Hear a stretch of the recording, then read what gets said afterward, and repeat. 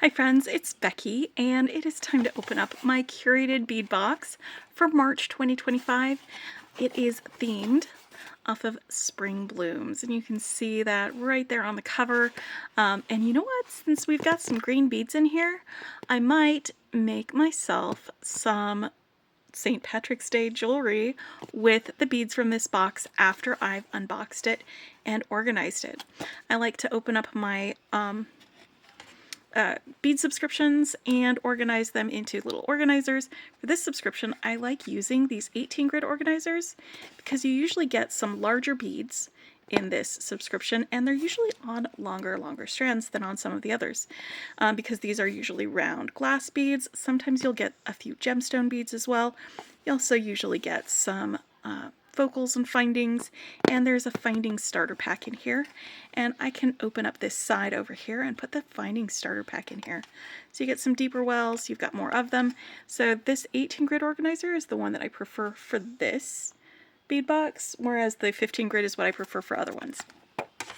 So I'm going to be organizing it into that when we go through. This is one of the most frugal bead subscription boxes out there. It is a really great subscription for new beaders, and for experienced beaders it makes a really great stash builder. So you can build up a stash of consistent size glass beads that you can add to other things. And look how green and yellow and pink this is. This is very much that color. Let's get these guys out, and then we can start going through the list. You know, I always do this. I always move the box out of the way, but the box is where they're all listed, so I need to go grab that.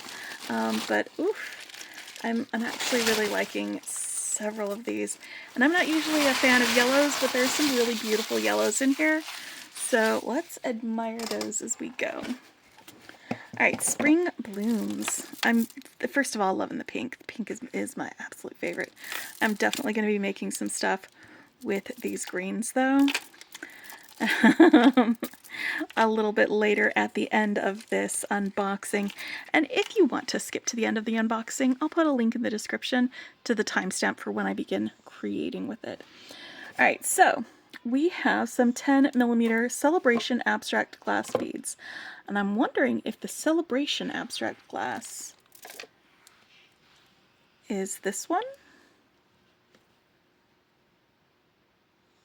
And then there's, or is it Meadow? I don't know. We've got several of these 10mm abstract beads. We've got the 10mm Drizzled Gold. That's this one right here. It doesn't say which one is which, Celebration or Meadow. I'm thinking maybe because this doesn't seem very meadowy, but it does seem like the kind of celebration that I would go to. I'm thinking this is the Celebration one. This is our green gold drizzle. And this must be our Meadow.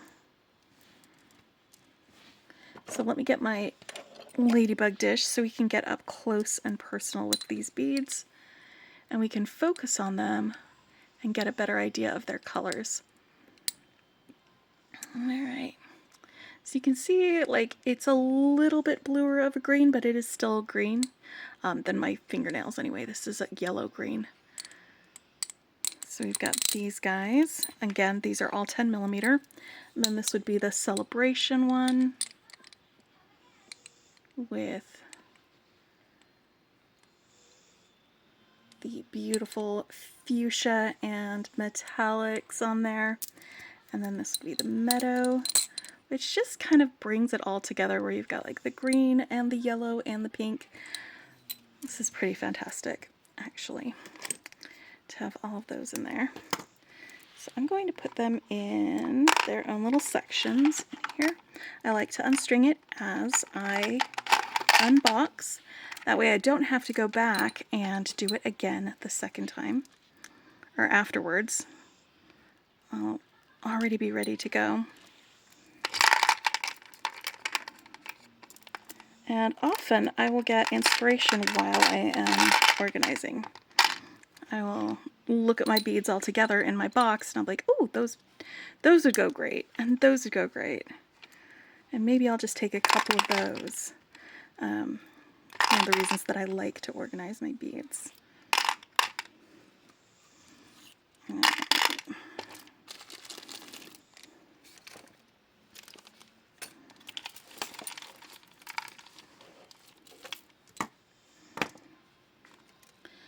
And next we've got some 8mm fern jade style glass beads. I believe that is this one right here. It's an opaque glass, so it does mimic jade very nicely. And this is a 16-inch strand. So we had 2 6-inch strands and one 8-inch strand of my 10mm. These 8mm beads, I've got a full 16-inch strand on that, which again is one of the reasons why I like having these deeper wells, because then I can fit all of these 8mm beads in one section. And we don't have to do too many roommate situations. This is definitely going to be plenty of green beads for me to use in some spring designs, but also St. Patrick's Day, I'm going to do a little bit of green for that today at the end of this. And then we've got light green marble style. That's these guys right here.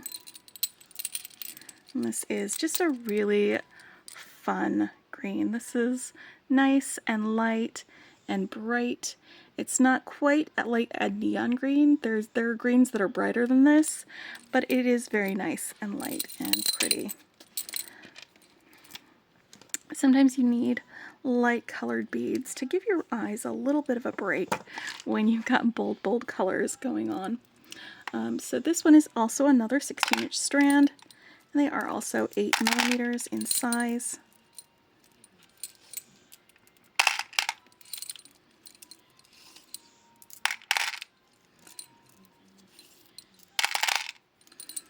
There we go.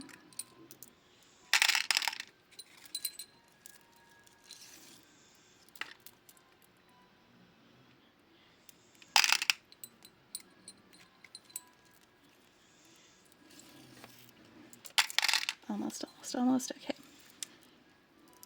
And then we have another 8mm bead. Those are those two 8mm, and it's this one here. This is a Carnelian Citro Duo style bead. It is a crackle glass bead, and with that sort of orange bits here and there, it gives the yellow bead a much deeper, like goldenrod-y sort of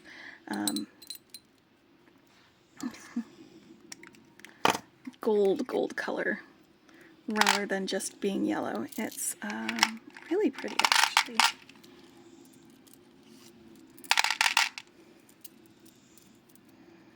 Oof. Speaking of yellow, so we've got that deeper, more orangey yellow, but like it's not an orange yellow, it's more like a golden yellow. And then we've got these really pretty yellow marble style glass beads. They are 6mm in size, and they are like basically the color of buttered popcorn. That's what I think of whenever I see this color of bead from the Curated Bead Box. This is the buttered popcorn color of bead. And one of the reasons I have that association with them is because this is exactly like the coloring of, if y'all remember Jelly Bellies, the differently flavored jelly beans. I used to get a big pack of the buttered popcorn flavor from Costco and keep it on my desk at work like 20 years ago. And people would always come over to talk to me because I was a mentor for our technical team, and when they needed help, they'd come and ask me for help. So they'd come and sit on the corner of my desk and raid my Jelly Bellies, and everybody always picked out the buttered popcorn ones.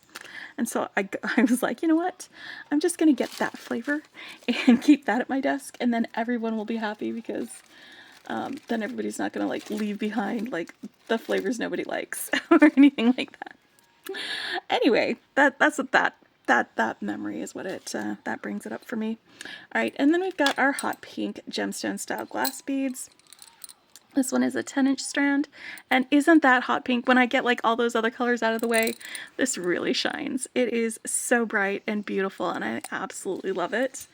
And I'm definitely going to be making something with that on a different day, because today I am making my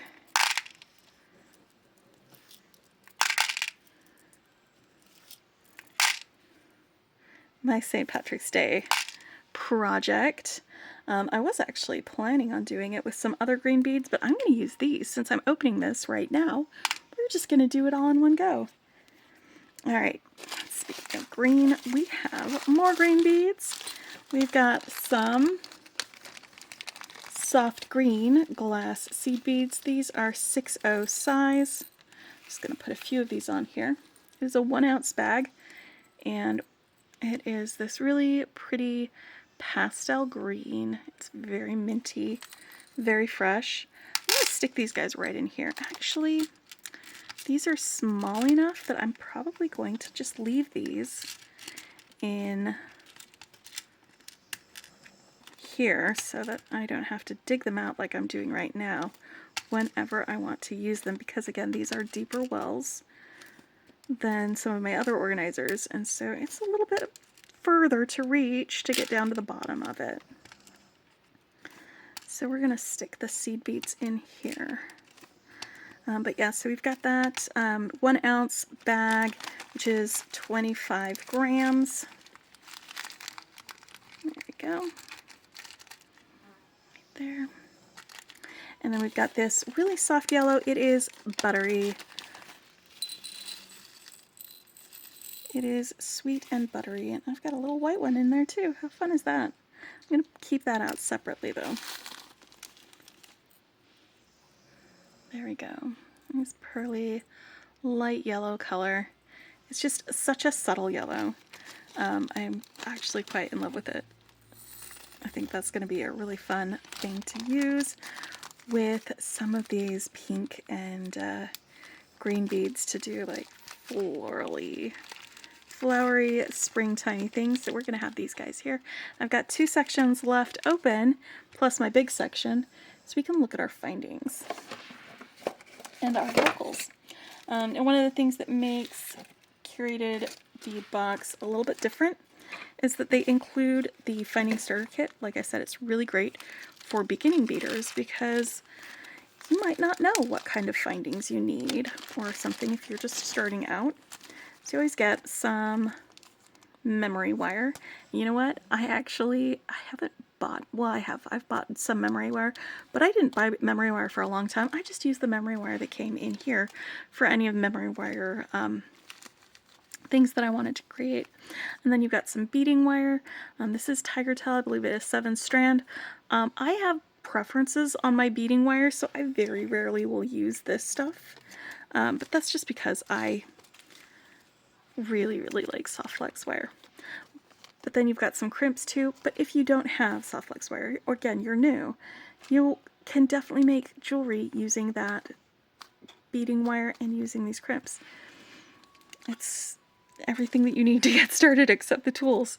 We've got some head pins, and it looks like these are all in the silver colors. We've got some ear wires. You have some elastic stretch cord. So you can make stretch bracelets, and I have made stretch bracelets with these using the stretch cord that came in here. You have some jump rings, and you have some lobster clasps. So like I said, everything that you need to get started making things right in there. And they just fit right there in that little section so that I can keep that with them. Alright, now we've got some connectors and pendants. Looks like they're all connectors actually. Oops, all connectors. So these connectors are these Tweety birds, and there are 3 of them. I'm going to flip this one over so you can see what it looks like on the other side. They're in that antique silver color. These guys are going to go right there. And we've got these flower connectors. Got 4 of them. 2 of these are upside down and 2 of them are facing forward, so you can see both sides of these links. These are also antique silver. Let's stick these guys over here. And then these are multi-point connectors, and they are so cool, guys. They are enameled. It looks like that sort of see-through enamel. So you've got, both of them are that same color, but this is that same almost goldenrod-y golden yellow color that we get with that bead. So this is the perfect bead to go with these. That's going to be really fun on, probably we'll do a multi-strand necklace with that. That's what I'm feeling with these. Do that, or no, I think multi-strand necklace is how I'm going to go with these. But isn't that pretty? Isn't that great? And look, the leaves match my fingernails. I love that. Absolutely love that. All right, so that is the Curated Bead Box for March 2024. Yay! All right, so now I'm going to get all the stuff out to make a little necklace with some of these green beads. Which green do I want? Let me figure that out, because I'm going to be using the findings, and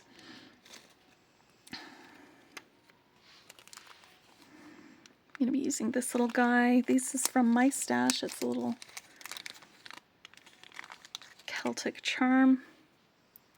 I'm going to use this for a St. Patrick's Day necklace. And then I also had, where did it go? It was right here. And I did find them. They were right here. I have these little Celtic knot links, so I'm going to be using them. Again, this is using the green beads and then making these. I just want to figure out if these light green beads are going to be the ones for me, or if the dark green beads are going to be the ones for me. I think I'm feeling the dark green. So let's get these light green guys out of the way. Pull out some of this dark green beads. I'm not going to need a lot of them because I'm just going to be making some links with some wire. I have some vintage bronze 22 gauge wire. Make some wrapped loop links. And we'll get that connected to these links. And we'll just have ourselves a little beaded chain.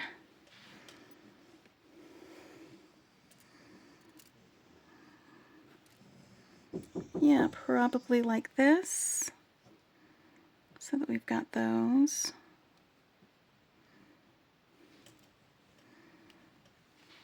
Yeah, how about that? That'll be just about right. And then I've got some other chain that we can use to finish it off with. Again, in the same color of wire. Got some jump rings that I can use to link them together, and a lobster clasp. So let me move these guys a little bit out of the way. That is about where we're going to go with it. And let me grab my tools. I'm going to do some wrapped loop links. And I think I want to use my bail making pliers so that I can get a consistent size on my wrapped loops, because it's, you know, the same size over and over. You don't need them to do wrapped loop links. You can use round nose pliers instead, and just, you know, choose a consistent spot to wrap around when you do it. I'm going to do this because it's fun. And then I've also got some chain nose pliers and some flush cutters, and these are micro flush cutters. They were just right here next to me on my desk. I've got some regular flush cutters as well, but these will work. Alright, so let's make some wrapped loop links.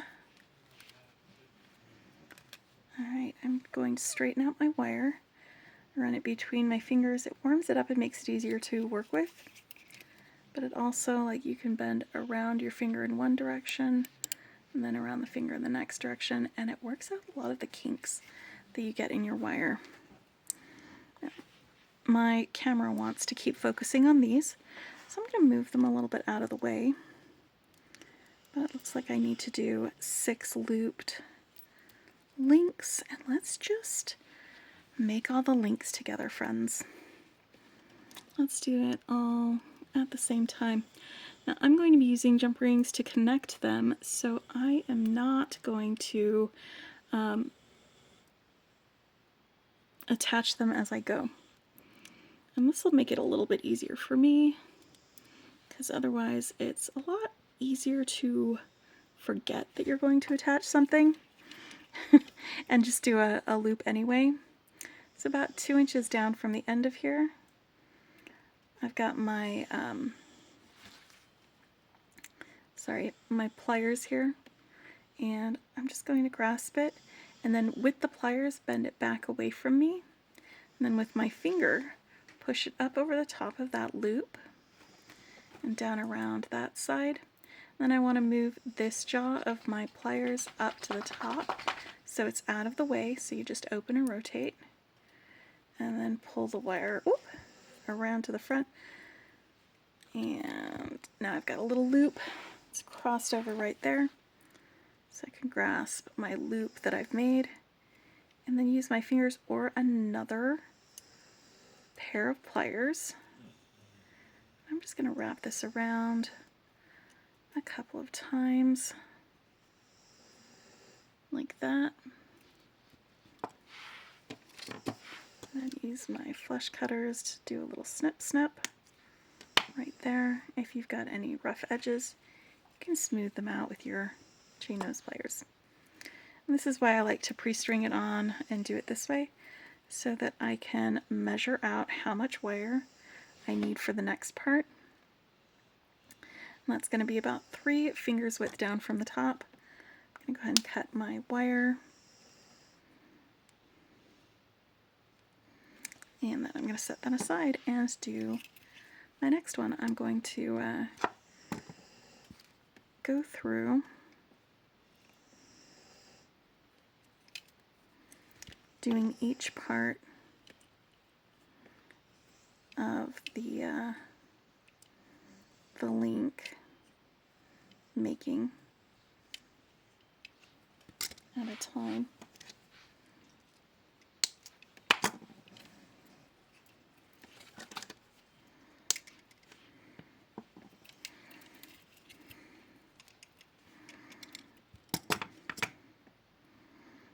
Could I have just done one and then measured that amount of wire for all of the rest of them? Probably, since they are all the same and since they all have the same size of bead and all of that. But yeah, this is a fun way of doing it. And I'm just going to give that a little smush because my coils had a little bit of space on it, and I just wanted to make them look a little bit neater.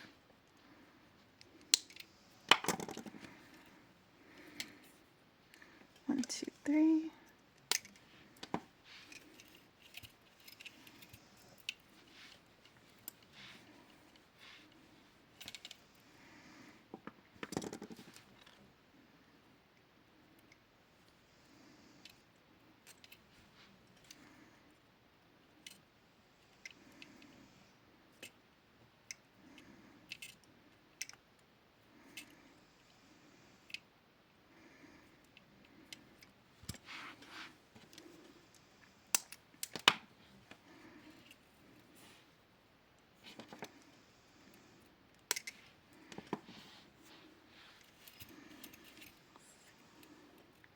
Oh, I'm doing 8, not 6. Wow, because I'm really great at counting, guys. It's one of my strong suits.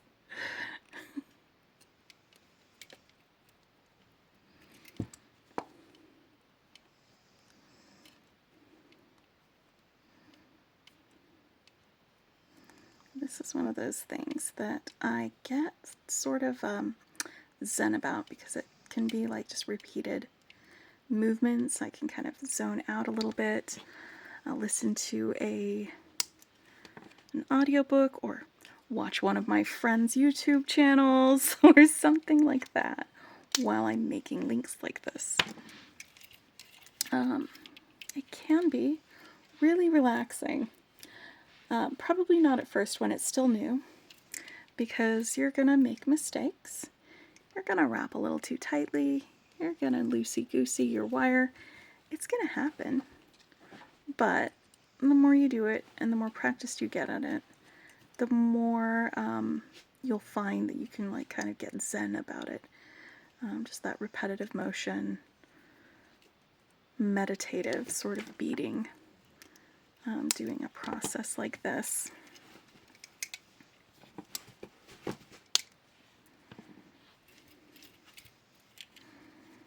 2 more.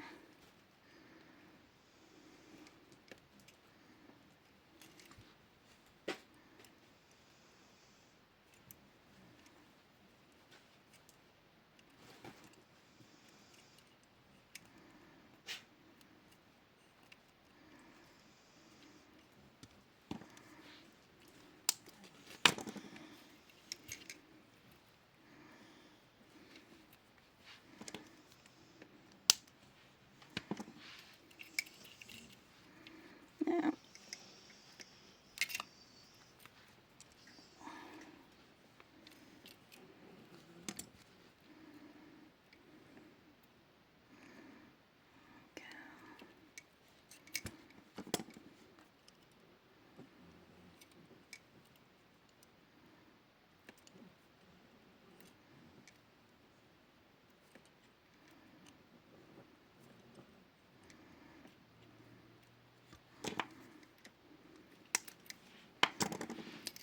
and the last one.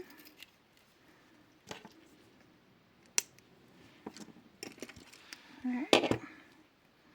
Now, I like to leave myself some room for wrapping on here. So I'm going to take my chain nose pliers and hold my bead right above my bead, hold the wire right above my bead. And I've got it turned, not so you can see the circle of my loop, but so it looks like a straight line. I'm just going to bend that away from me over the top of those pliers, and that'll leave me a little bit room right there underneath the loop that I'm going to make in a minute for me to do that. So I'm going to do that with the rest of these real quick, just because I don't have to put down one tool, pick up another, put down one tool, pick up another. I can just do it all for all 8 of these all in a row. And this is another good way to learn it too, is by breaking it out into each step and doing each step repeatedly. Then when you just want to do one, you can be like, okay, this is the next step. And because you practice that so much, just that one step, it helps with muscle memory. You know? It's like when you're playing a sport, and so you do some sport-specific exercises to help build muscle memory. Things that you might not do actually, you know, as you're playing the sport, but that contribute to or that mimic the movement that you'd make while you're doing that. Alright, so now I'm going to take my 6-step bill making pliers, which again you can use round nose pliers instead. Everything that I do with this, just imagine you're doing it in a specific spot on your round nose pliers. And I'm just grasping with the loop that I'm going to be wrapping around on top of that bend.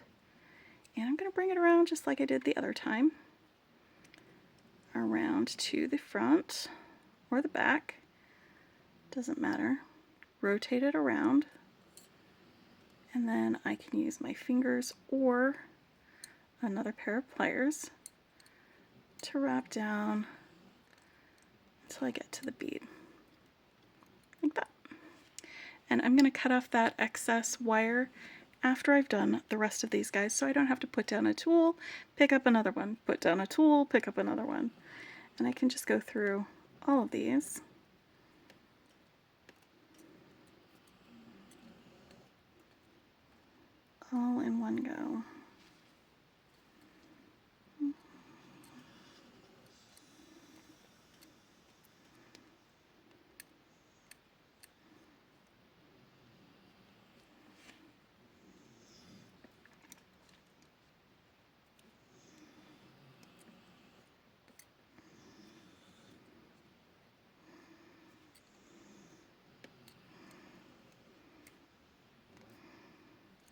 So I've got my little links that I'm making.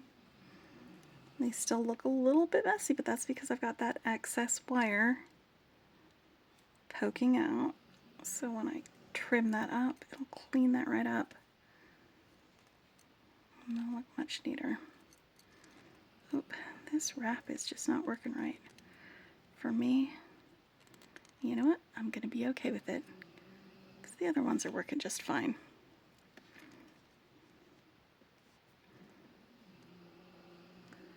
Sometimes I do a little calculation in my head when I make a little mistake like that. That calculation, first of all, is can I live with it? And if I can live with it, I will just accept it and move on. If I can't live with it, I'll ask myself, how much time will it take? Well, the first thing I'll ask is, will anybody else notice? Second thing I ask, and that's one loop out of like how many? That was wrapped a little bit messier than the others. How many people will notice? And if the answer is like everybody will notice, and I can't live with it, I ask myself, how long will it take to fix it? And that won't take very long. All I'd have to do is cut off, or, you know, cut the wire, rescue the bead, or just grab another of my extra beads and just make another link. So fixing it would not take very long. But my first criteria of can I live with it was met. So I'm not going to go back and correct that mistake.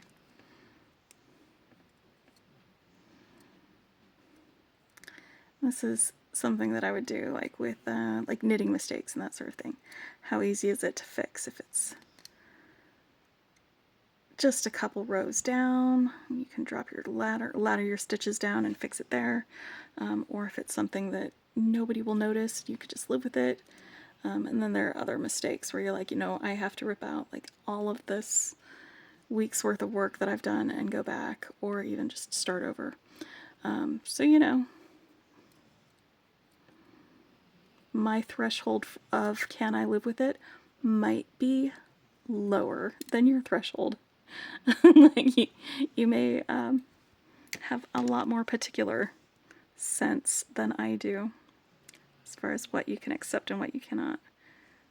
Alright, now these are micro flush cutters, which mean I should be able to get in right next to the bead, except one of the ends is a little shorter because it broke off. So I'm having to tip it a little bit weirder. And I may just go grab my other flush cutters since that is giving me some grief. Getting close in. There we go. These ones are a little bit easier to get in and nip. There we go.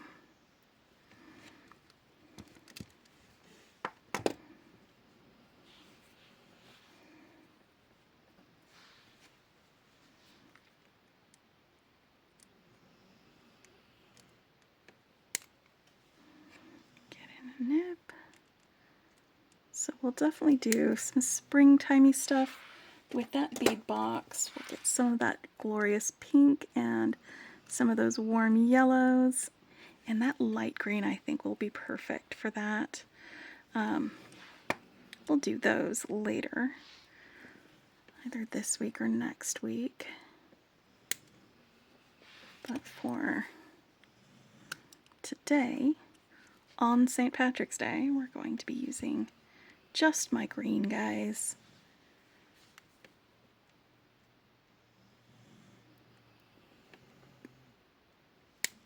There we go.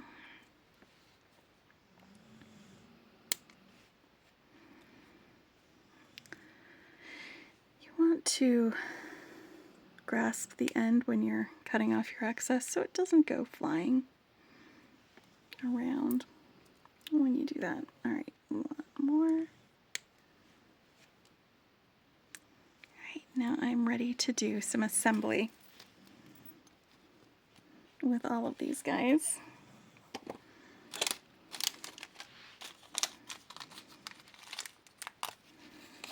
Got some 5mm jump rings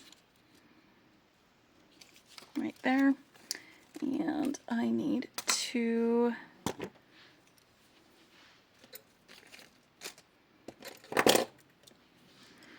pliers, one to hold it and one to open it with.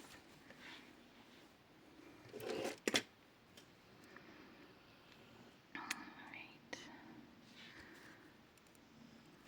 Let's just start here and connect the pendant.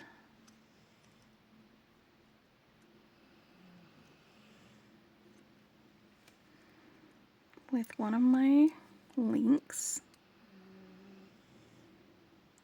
I want to make sure that those ends go back together. And you know what, this is just far too interesting for my camera. So I'm moving those out of the way. There we go.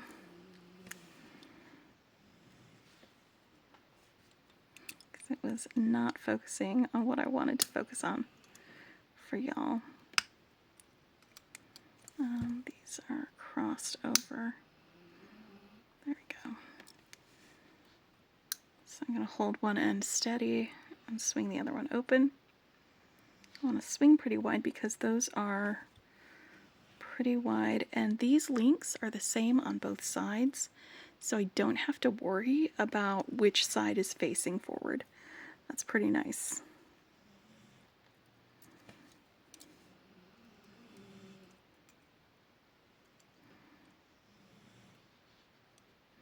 Bring that up there.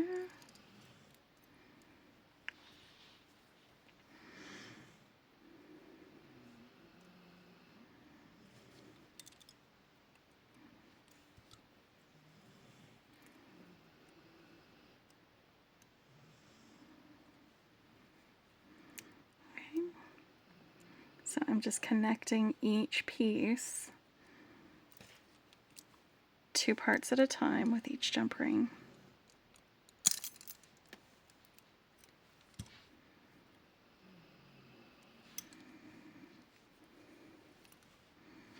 So this will be one end of the necklace. It'll go from here out that way.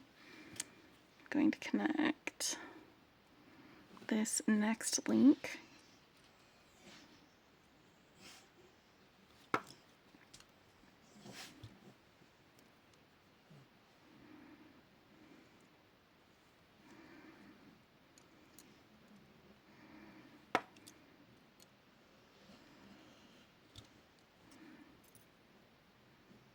And we just keep building it up, doing the same.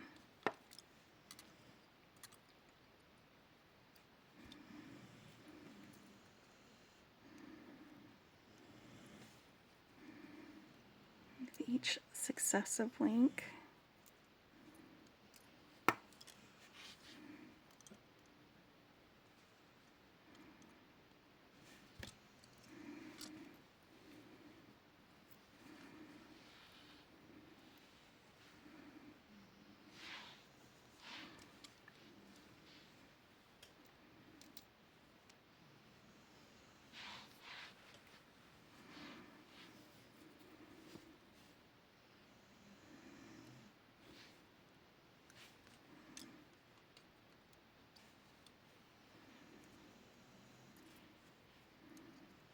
Link and then the metal link.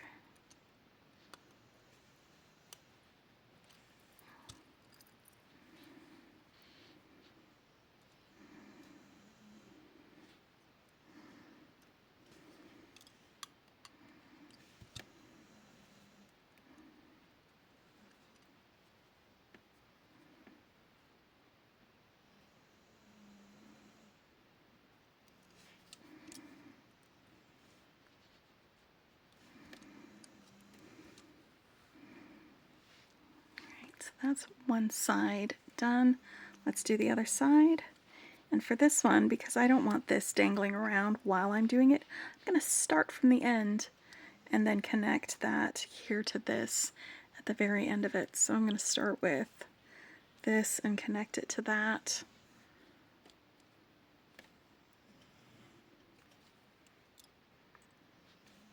So like I started from the pendant towards the end, now I'm going to start from the end and work towards the pendant on the other side. And it's just, the only reason is because it can get a little awkward. That's all. There's no like design reason to do it that way. It's just ease for me in putting it together.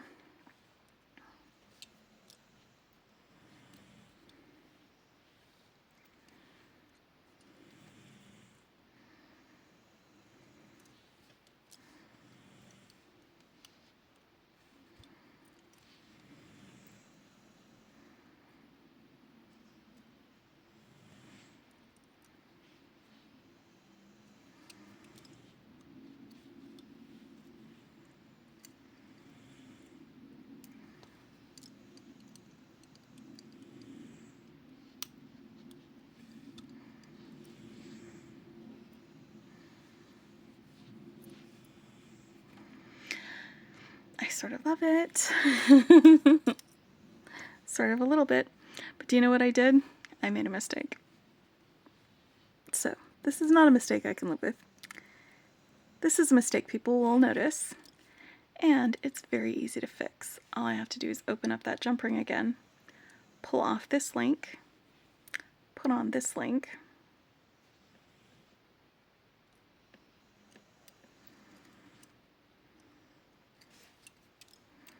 and close it up.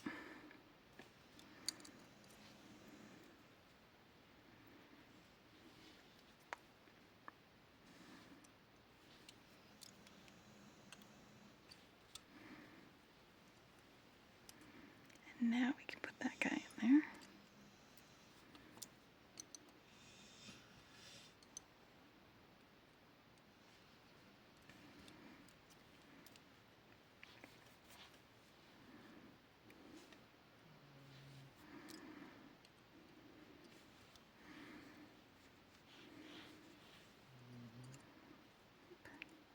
There are multiple holes that you can use for connection on these, so I almost put it through the wrong hole then. Just then. I had to pay a little bit better attention to what I was doing. Because it is very easy when you're doing something fairly simple, like opening and closing jump rings, to let your brain just kind of drift and think about other things and maybe miss a little bit of what you're doing. It happens to me all the time.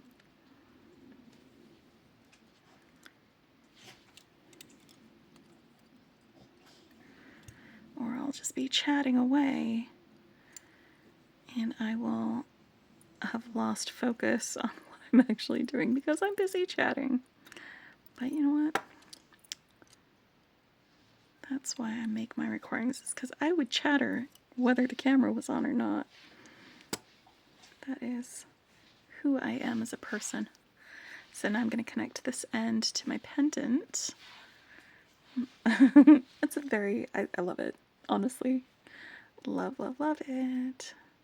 I think the antique bronze is a great color to go with this green.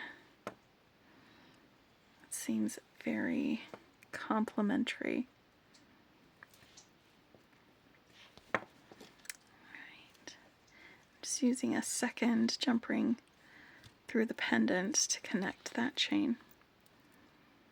It has a little more articulation as we go through. Now, that is as long as I want that part of my necklace.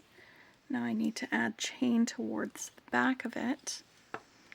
And to do that, I'm just going to take my chain, and I just held this up to my neck to see where I wanted it and made a mental note of the parts on my neck on the sides where that ended. So I'm just going to take the chain and put it along the back of my neck to determine how much chain I'm going to need for that. And that's about how much I'll need. Are these open or closed links? Oh, I think they're open links, so I can just swing one open, maybe, on this chain. Yep. Swing that link open.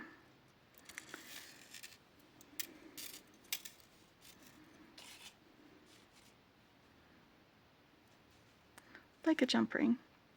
It's more like an oval jump ring.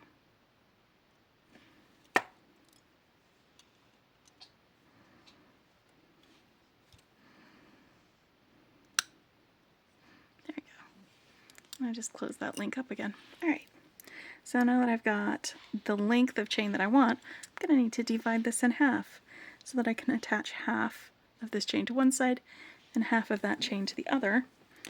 And when I do that, one half will get just a little jump ring to connect to, and the other half will get a lobster claw clasp. Let me pull out my lobster claw. There we go. Oh, that lobster clasp doesn't work. I always test them before I put them in the jewelry. Because sometimes you'll find a lobster clasp that just doesn't work like that one. It's stuck. might be able to work loose. That one works great.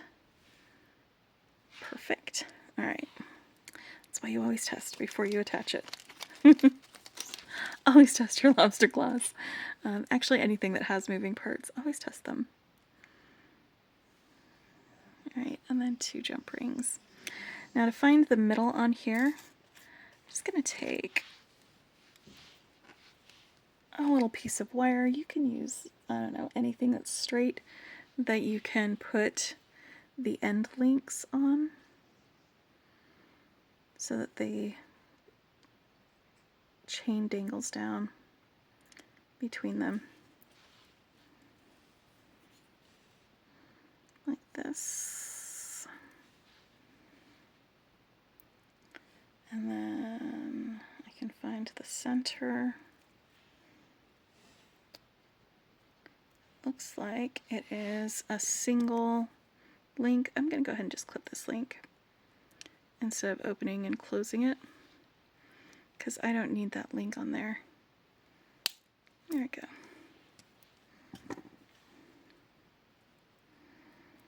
Oh, I need another jump ring for the rest of this. Okay. So now I'm going to connect one end of the chain to the chain I made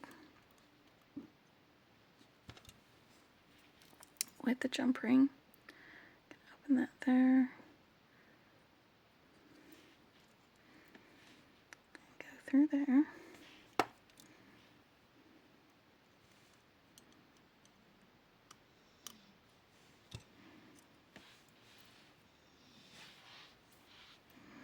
And then do the same thing on the other side.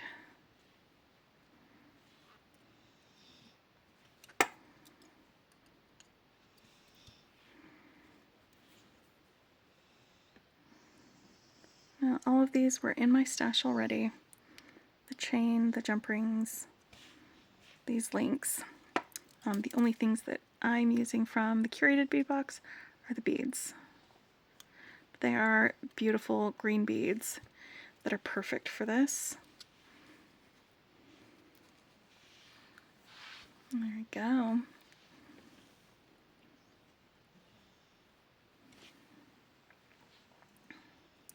Let's add our lobster clasp to this end. Oops.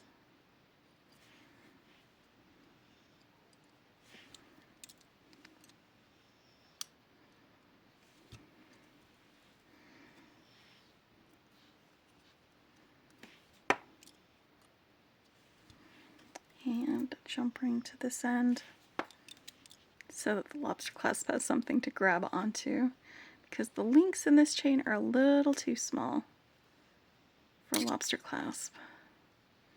I just want to make sure that that gets closed all the way. There we go. Alright.